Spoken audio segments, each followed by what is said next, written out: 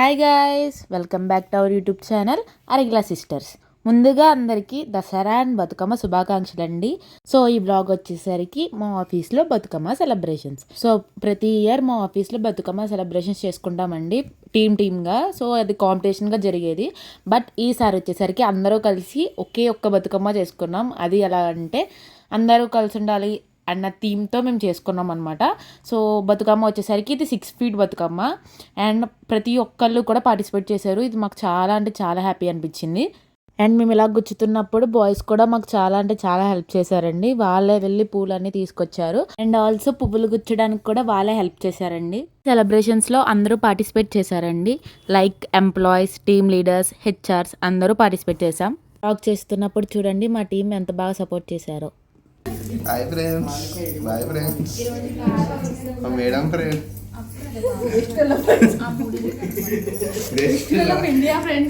Six feet Bathukamma కాబట్టి వివిధ రకాల పూలతో బతుకమ్మని అలంకరించడం జరిగిందండి. లైక్ చామంతి పువ్వులు, గులాబీ పువ్వులు, బంతి పువ్వులు, తంగేడు పువ్వులు, ఇంకా చాలా పువ్వులతో అలంకరించడం జరిగింది. సో మేము ఒక్కొక్క కొన్ని ఫ్లవర్స్ తీసుకుని 3 members చొప్పున దండలు కడుతున్నామండి. నాకు ఇది బతుకమ్మ సెలబ్రేషన్ సెకండ్ టైం అండి. మా ఫ్రెండ్స్తో సెలబ్రేట్ చేసుకుంటే నాకు చాలా హ్యాపీగా అనిపించింది. మేమైతే ఇలా దండలు కట్టిస్తుంటే మా వాళ్ళైతే బతుకమ్మని అలంకరిస్తున్నారండి ఈ విధంగా. గ్రీన్ ఆకులు ఉన్నాయి కదండి, వాటిని దవనం అంటారు. ఇది ఎందుకు పెట్టారు అంటే మా వాళ్ళు ఏమనుకున్నారంటే ఫస్ట్ 2 rows పువ్వులు, నెక్స్ట్ దవనం, మళ్ళీ 2 rows పువ్వులు, మళ్ళీ దవనం, ఇలా అలంకరించారు. యూజువల్గా మాది ఆంధ్ర కదండి. సో ఇలాగా తెలంగాణ ఈవెంట్స్లో పార్టిసిపేట్ చేయడం నాకు ఇది ఫస్ట్ టైం. చాలా బాగా హ్యాపీగా అనిపించింది.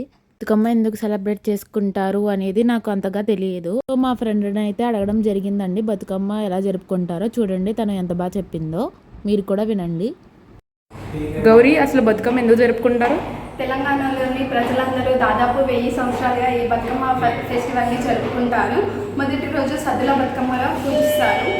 రెండవ రోజు అటుకుల బతుకమ్మ, మూడవ రోజు బతుకమ్మ అని, నాలుగవ రోజు తుమ్మక్క బతుకమ్మ అని, ఐదవ రోజు బతుకమ్మ అని, ఆరవ రోజు సమ్మక్క బతుకమ్మ, ఏడవ రోజు సారక్క బతుకమ్మ, అలాగే 8వ రోజు అమ్మక్క బతుకమ్మ అని, లాస్ట్కి 9వ రోజు సద్దుల బతుకమ్మ జరుపుకుంటారు. సద్దుల బతుకమ్మని దుర్గాష్టమి రోజున జరుపుకుంటారు. అలాగే లాస్ట్ డే ఈ పూలను తీసుకెళ్లి వాటర్లో నిమజ్జనం చేయడం జరుగుతుంది. బతుకమ్మ ప్రత్యేకత ఏంటంటే ఫస్ట్గా బతుకమ్మ ఫెస్టివల్ అనేది పూలతో జరుపుకుంటారు. వివిధ రకాల పూలతో, మెయిన్గా ఇందులో తంగేడు పూలు అనేవి ఉండాలి కదండి. మా ఫ్రెండ్ ఎంత బాగా చెప్పిందో. సో 9 days కూడా ఇలా జరుపుకుంటారండి. ఫైనల్గా బతుకమ్మ అయితే రెడీ అవుతుందండి. ఇక్కడ వచ్చేసరికి చిన్న బతుకమ్మ ఉంది కదండి, దానిని తోడు బతుకమ్మ అని అంటారు. ఇందులో గౌరీదేవిని అలంకరిస్తారండి.